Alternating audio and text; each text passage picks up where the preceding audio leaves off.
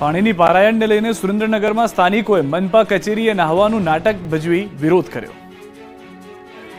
પાણીની ડોલો, વાસણો, કેરબા અને પાણીની નળી સાથે વિરોધ કરવા પહોંચ્યા સુરેન્દ્રનગરના લોકો. અહીં ઉનાળો શરૂ થતાં જ પાણીની પારાયણ શરૂ થઈ ગઈ છે.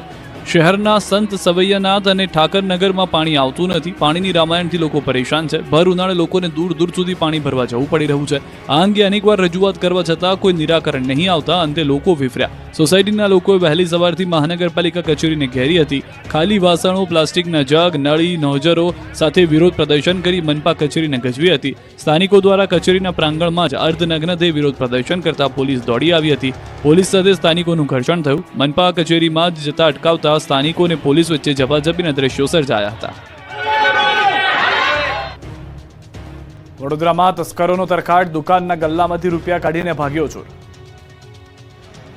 એક શખ્સ આવ્યો, ફાસ્ટફૂડની દુકાનનો ગલ્લો ખોલ્યો અને અંદરથી રૂપિયા લઈને ભાગી ગયો. ઘટના વડોદરા શહેરના જનમહલ ટ્રાન્સપોર્ટ હબની છે, જ્યાં મુસાફરના સ્વાંગમાં એક ચોર આવે છે. આમ તેમ જોયા બાદ ખાતરી કરે છે કે દુકાનમાં કાઉન્ટર પર કોઈ હાજર નથી. એનો ફાયદો ઉઠાવીને તરત જ ગલ્લો ખોલે છે અને તેમાં રહેલા રૂપિયા લઈને રફુચક્કર થઈ જાય છે. તો શહેરના અકોટામાં કાપડની દુકાનમાં પણ ચોરી થઈ. ભગવાનના ફોટાને સીસીટીવી આગળ મૂકી ચોરી કરી. તસ્કરો દુકાનમાં ચોરી કરી ફરાર થઈ ગયા. અજાણ્યા તસ્કરો મોટો હાથ ફેરો કરી ફરાર થઈ ગયા છે. બીજી તરફ હોસ્પિટલમાં તસ્કરોનો તરખાટ જોવા મળ્યો. ગોત્રી GMERS હોસ્પિટલમાં ચોરી થઈ હતી. સર્જિકલ વોર્ડમાંથી મોબાઈલની ચોરી કરતા 3 શખ્સો સીસીટીવીમાં કેદ થઈ ગયા.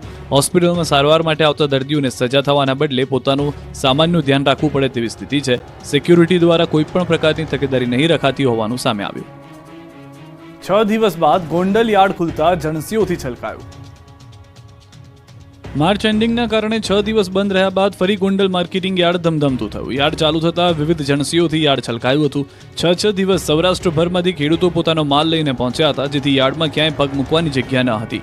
દાણા, ઘઉં, લસણ, લાલ ડુંગળી સહિત જણસીઓની મબલક આવક થઈ હતી. મોટા પ્રમાણમાં જણસીઓની આવક થતાં હરાજી શરૂ કરવામાં આવી. દાણાની 2.25 લાખથી વધુ ગુણીની આવક થઈ. હરાજીમાં દાણાના 20 કિલોના ભાવ 1100 થી 1900 સુધીના બોલાયા. ઉપરાંત ઘઉંના 20 કિલોના 470 થી 650 સુધીનો ભાવ બોલાયો. યાર્ડના સત્તાધીશો દ્વારા હાલ ઘઉં અને દાણાને લઈ અન્ય કોઈ જાહેરાત ન કરવામાં આવે ત્યાં સુધી આવક સદંતર બંધ કરવામાં આવી. આંકલાવ APMCની ચૂંટણીમાં કોંગ્રેસનો જોવા મળ્યો જાદુ. આણંદ જિલ્લાના આંકલાવમાં APMCની ચૂંટણી એક તરફી જોવા મળી. કોંગ્રેસ પ્રેરિત પેનલના 10 ઉમેદવારો બિનહરીફ જાહેર થતા ખેડૂત વિભાગની 10 બેઠક માટે ચૂંટણી યોજાવાની હતી. કોંગ્રેસ પેનલના 12 ઉમેદવારોએ ફોર્મ ભર્યા હતા, જેમાંથી 2 ઉમેદવારોએ ફોર્મ પરત ખેંચ્યા. ફોર્મ પરત ખેંચતા 10 ઉમેદવારોની બિનહરીફ જીત થઈ. APMCની ચૂંટણીમાં ભાજપને એક પણ ઉમેદવાર ન મળ્યો. ગત 27 માર્ચના રોજ ઉમેદવારી પત્ર ભરવાની આખરી તારીખ હતી, જ્યારે 28 માર્ચે ફોર્મ ચકાસણીમાં 12 ફોર્મ મંજૂર થયા હતા. કોંગ્રેસે APMCમાં પોતાનો દબદબો જાળવી રાખ્યો. આજથી નેશનલ હાઈવે નંબર 48 પર ટોલના ભાવ વધ્યા. મોંઘવારીના માર વચ્ચે વાહન ચાલકોને ટોલના ભાવ વધારાનો ઝટકો લાગ્યો છે. નવસારી નેશનલ હાઈવે નંબર 48 પર આવેલા બોરિયાજ ટોલમાં આજથી ભાવ વધારો કરાયો. બોરિયાજમાં માત્ર 4.5 મહિના ફરી ટોલ ટેક્સમાં વધારો કરવામાં આવતા રોષ ફાટી નીકળ્યો. નવેમ્બર માસમાં 70% જેટલો તોતિંગ વધારો કર્યા બાદ પુનઃ વધારો કરવાનો નિર્ણય લેવામાં આવતા વાહન ચાલકોમાં વિરોધ વધ્યો છે. આજથી નવા દર લાગુ કરવામાં આવ્યા છે. લાઇટ મોટર વ્હીકલના 115ની જગ્યાએ 120 રૂપિયા ચૂકવવાના રહેશે. કમર્શિયલ વ્હીકલના 190ની જગ્યાએ 195 રૂપિયા ચૂકવવા પડશે. બસ અને ટ્રકના 395ની જગ્યાએ 410 ચૂકવવાના રહેશે. મલ્ટી એક્સેલ વાહનોના 620ની જગ્યાએ 640 અને મોટા વાહનોના 755ની જગ્યાએ 780 રૂપિયા ચૂકવવાના રહેશે.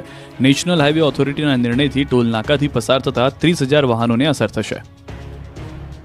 સુરત રેલવે સ્ટેશન પર બંધ કરાયેલા પ્લેટફોર્મ 2 અને 3 ફરી શરૂ થયા.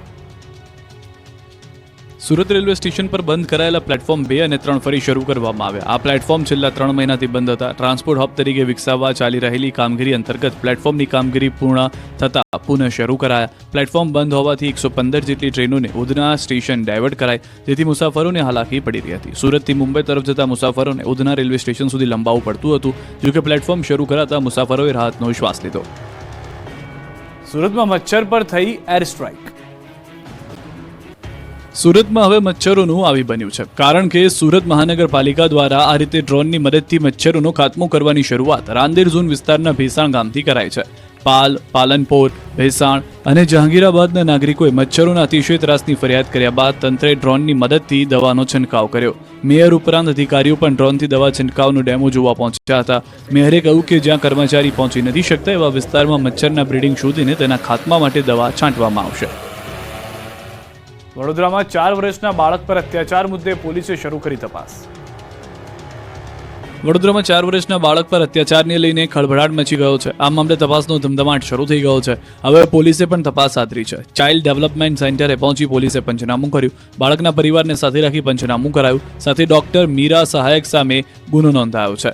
બાળકને પટકી પગ પર બેસાડી ડરાવ્યો હતો. વડોદરામાં ન્યૂ હોરિઝોન ચાઇલ્ડ ડેવલપમેન્ટ સેન્ટરમાં સેન્ટરની ડોક્ટર મીરા રડી રહેલા 4 વર્ષના બાળકને જોરથી ખૂણામાં પછાડીને માર્યો હતો. પછી તેના પગ માથે બેસી ગઈ હતી. બાળકે ચૂપ થઈ જવા માટે ધમકાવ્યો હતો. અહીં ભોગ બનનાર બાળક સરખું બોલી શકતું ન હોવાથી સામાન્ય બાળકની જેમ તેનો વિકાસ થાય એ માટે તેના માતા પિતાએ ન્યૂ હોરાઇઝન ચાઇલ્ડ ડેવલપમેન્ટ સેન્ટરમાં મૂક્યું હતું. 3 મહિનાના 39,000 રૂપિયા ચૂકવ્યા હતા. પરંતુ અહીં તો બાળકનો વિકાસ થવાને બદલે તેના બાળપણને રૂંધવાનો પ્રયાસ થતો દેખાયો. ભરૂચવાસીઓ હેલ્મેટ પહેરીને નીકળજો. હેલ્મેટ વગર ફરનારા પાસેથી 500 રૂપિયાનો દંડ વસૂલાશે. ભરૂચ જિલ્લામાં આજથી હેલ્મેટ ફરજિયાત કરવામાં આવ્યું છે. પોલીસ દ્વારા હેલ્મેટ ન પહેરનાર વાહન ચાલકો પાસેથી 500 રૂપિયાનો દંડ વસૂલવામાં આવી રહ્યો છે.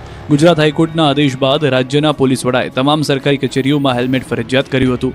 હવે ભરૂચ શહેર અને જિલ્લામાં ટ્રાફિક પોલીસે સ્પેશિયલ હેલ્મેટ ડ્રાઈવ શરૂ કરી છે. ભરૂચ અને અંકલેશ્વર શહેરમાં સામાન્ય લોકો માટે હેલ્મેટ ફરજિયાત કરાયું છે. જાડેશ્વર ચોકડી નજીક જિલ્લા ટ્રાફિક પોલીસના પીઆઈ BL મહેરિયા અને ડેનિશ ક્રિશ્ચિયન સહિતના કર્મચારીઓએ ચેકિંગ કર્યું. જિલ્લા પોલીસ વડા મયુર ચાવડાના માર્ગદર્શન હેઠળ દરેક પોલીસ મથકની ટીમ 4 રસ્તા પર ચેકિંગ કરી રહી છે. મહિલાઓ સહિત તમામ 2 વ્હીલર ચાલકો પાસેથી દંડ વસૂલવામાં આવી રહ્યો છે. પોલીસ દ્વારા 1 અઠવાડિયા સુધી આ ડ્રાઈવ ચલાવવામાં આવશે. ગ્રામ્ય અને શહેરી વિસ્તારમાં કડક ચેકિંગ કરવામાં આવશે.